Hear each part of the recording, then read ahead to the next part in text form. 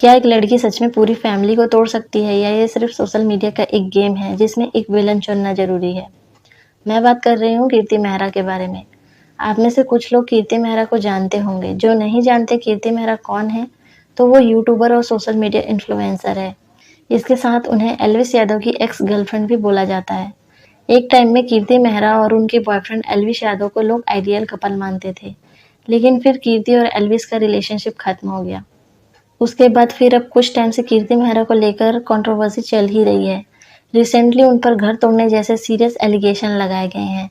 फिर call recording leak, FIR, इस type के स्कैम में वो फंसी हुई हैं।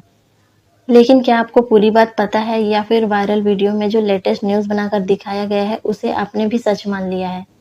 लोग कीर्ति मेहरा को यूट्यूबर स्कैंडल कंट्रोवर्सी क्वीन बोल रहे हैं, क्योंकि ये रूमर चल रहे हैं कि उनका एक मैरिड मैन अज्जू 0008 अजय घोड़ैया के साथ अफेयर है। क्या कीर्ति रियली ये सब कर रही है? क्या इसमें कीर्ति का ही फॉल्ट है, या ये पब्लिक का बनाया गया कोई न्यूज़ स्टंट है? इस पूरे केस की सच्चाई प्रूफ के साथ इस वीडियो में आज हम डिस्कस करेंगे। तो एल्विस यादव से ब्रेकअप के बाद के रूमर के बारे में एक-एक करके बात करेंगे। सोशल मीडिया पर कीर्ति मेहरा और अज्जू के रिलेशनशिप को लेकर रूमर उठे, जो अब बहुत बड़ी कंट्रोवर्सी बन गई है। एल्विस से ब्रेकअप के बाद से ही कीर्ति और अज्जू का कनेक्शन लोगों को दिखने लगा था, लेकिन अज्जू पहले से ही मैरिड है, उनकी वाइफ और एक बच्चा है। अज्जू की वाइफ प्रतिभा सोनी अभी रेगुलरली अपने चैनल में इनडायरेक्ट वे से कीर्ति को एक्सपोज किए जा रही है, जिस वजह से कीर्ति मेहरा और प्रतिभा सोनी के बीच सोशल मीडिया क्लैश चल रहा है। प्रतिभा सोनी का कीर्ति मेहरा पर एलिगेशन है कि उनके पति के साथ उनका अफेयर है। इस वजह से ये पूरी कंट्रोवर्सी है, और ये अब एक बहुत ही अगली फाइट बन चुका है। इन सब के बीच एक कॉल रिकॉर्डिंग भी लीक हुई, जिसमें अज्जू की मां कीर्ति को कुछ चीजें समझा रही है या बता रही है। आई डोंट नो, आप खुद सुनो। तो हमारी ये कर तेरी तो अच्छा। हाँ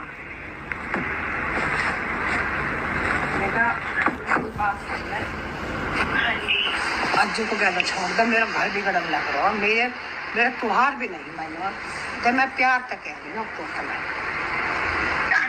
तो नहीं तू झूठ बोले तो रात नहीं कल तो मैं सीए के पास गई थी, पहले उसको पेमेंट वेमेंट चाहिए थी, तब उसको भी काम था तो तब मिले थे, उससे पहले तो नहीं मिले। मैं तो प्यार तक कह रही हूँ बेटा, अब बहुत बढ़िया प्यार तक कह रही हूँ। देख मैं आपको सही कह रही हूँ, या तो तुम अब मान जा बेटा। देख मेरा घर बिगड़ने लग रहा है, मैंने ये 4 महीना हो गए देखते देखते, मैंने हैरी को फोन करो नहीं मैं। इन माई ओपिनियन अगर कीर्ति ऐसा कर रही है तो वो यहाँ गलत कर रही है। अगर वो सही है तो उसको हट जाना चाहिए इस मामले से। क्यों खुद को विलन बना रही है? वैसे ये कॉल रिकॉर्डिंग अधूरी है। इस रिकॉर्डिंग में पूरा बात क्या हुआ अभी तक किसी को नहीं पता है। इसके बाद अज्जू और कीर्ति के अगेंस्ट प्रतिभा ने एफआईआर भी डाले हैं, जिसको उसने सोशल मीडिया पर शेयर भी किया।